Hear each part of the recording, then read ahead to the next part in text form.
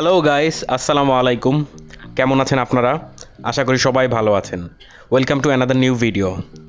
আজকে মে মাসের 3 তারিখ, রোজ শুক্রবার, সময় এখন সকাল 10টা। গতকালকেও আমি বের হয়েছিলাম রাইড শেয়ার করতে, কিন্তু গতকালকে আমার ক্যামেরার ব্যাটারি চার্জ দিতে আমার মনে ছিল না। যখন বাইরে বের হই দেখি চার্জ নাই, সো আর ভিডিও করতেও পারি নাই। এখন আমি যে রোড দিয়ে যাচ্ছি এটার নাম হলো সিদ্দিক বাজার রোড। একটা জিনিস খেয়াল করবেন যে রাস্তার দুপাশে অনেকগুলো পরোটার দোকান। পুরান ঢাকায় একটা স্পেশাল পরোটা আছে যেটার নাম হলো থাপড়াইনা পরোটা। মানে ওই পরোটাটা ভাজি করার পরে ওইটারে ইচ্ছা মতো থাপড়ায়, তারপর এটা আরও অনেক বেশি নরম হয়ে যায় এবং খাইতে অনেক মজা লাগে। এটা হলো পুরান ঢাকার একটা স্পেশাল খাবার। আচ্ছা চলেন, প্রথমে আমি যাচ্ছি এখন মহাখালীতে।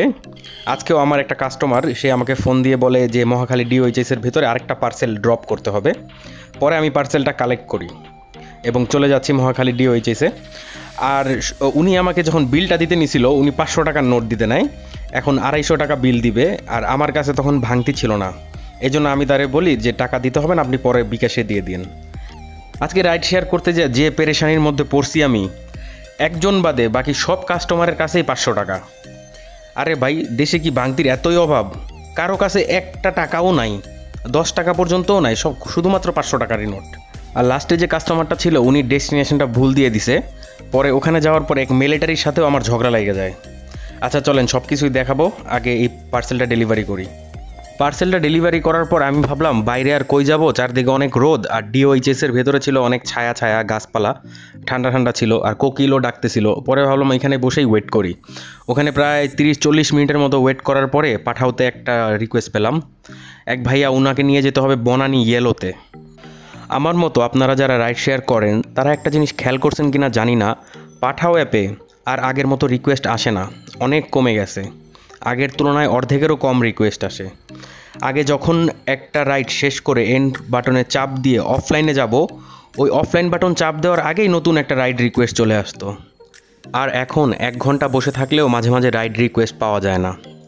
যতগুলো রাইড শেয়ারিং অ্যাপ আছে সবচেয়ে বেশি স্বাচ্ছন্দ্য বোধ করি আমি পাঠাওতে। তাই পাঠাও কর্তৃপক্ষের কাছে আমার একটাই রিকোয়েস্ট, প্লিজ এই প্রবলেমটা আপনারা সলভ করেন। পাঠাও নিয়ে অনেক পেঁচাল পায়রা ফেলাইলাম, এখন এই ভাইয়ারে নিয়ে চলে আসছি আমি ডেস্টিনেশনে। আমার সময় লাগছে মাত্র 15 মিনিট, আর দূরত্ব ছিল 2.89 কিলোমিটার। ভাড়া উঠে 90 টাকা, কমিশন পাঠাওতে 15 টাকা, আমার থাকলো 73 টাকা। পার কিলোমিটার পড়লো 25 টাকা 20 পয়সা করে। ওই ভাইয়াকে ড্রপ করে আমি বনানী ডিএনসিসি মার্কেটের সামনে যাই। ওখানে যেয়ে আমি 1 কাপ চা খাই, প্রায় আধা ঘন্টার মতো ওয়েট করি। আমি দেখলাম অনেকগুলো বাইকই দাঁড়ানো আছে আশেপাশে। ভাবতেছিলাম যে এখানে কোনো রিকোয়েস্ট পাবো না যেহেতু এতগুলো বাইক আছে, কিন্তু তাও ওখানে আমার পাঠাও অ্যাপে রিকোয়েস্ট চলে আসে এক আপুরে নিয়ে যাইতে হবে খিলগাঁও। উনারে পিক করার জন্য আমি বনানী জামে মসজিদের সামনে দাঁড়ালাম, তারপর ওখান থেকে রওনা দিয়ে দিলাম খিলগাঁও। আমাদের সময় লাগে প্রায় 30 মিনিট, আর দূরত্ব ছিল 8.07 কিলোমিটার।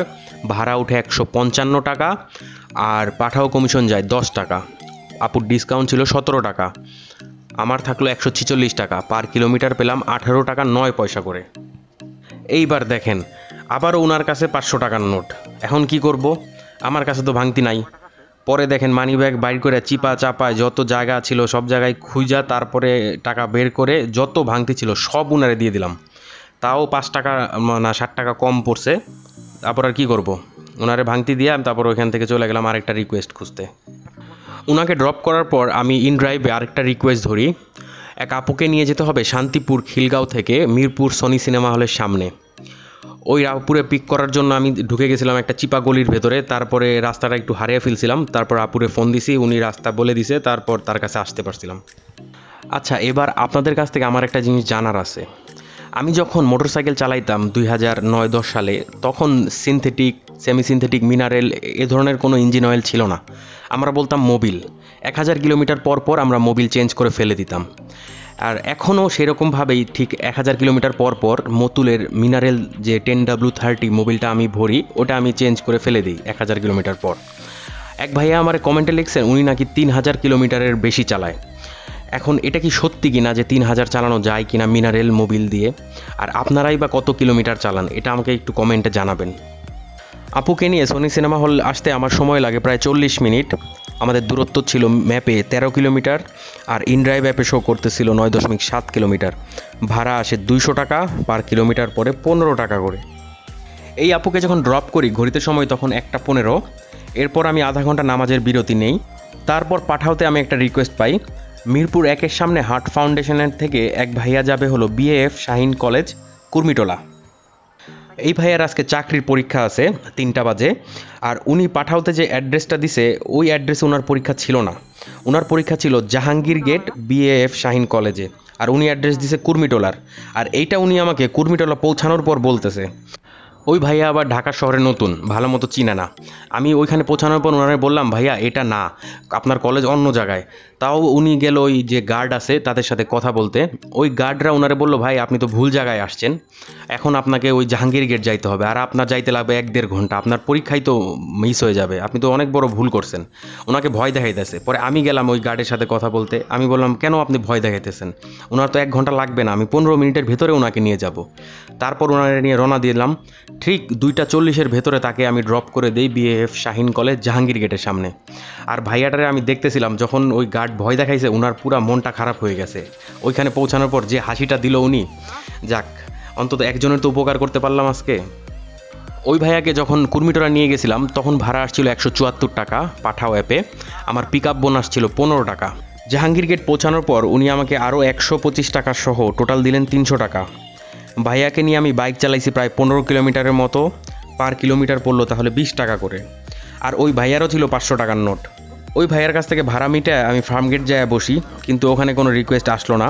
তারপর গেলাম বসুন্ধরার সামনে, ওখানে আমি পাঠাওতে একটা রিকোয়েস্ট পাই, কিন্তু যে প্যাসেঞ্জার তাকে ফোন দিতে যাওয়ার সময় উনি রিকোয়েস্টটা ক্যান্সেল করে দেয়।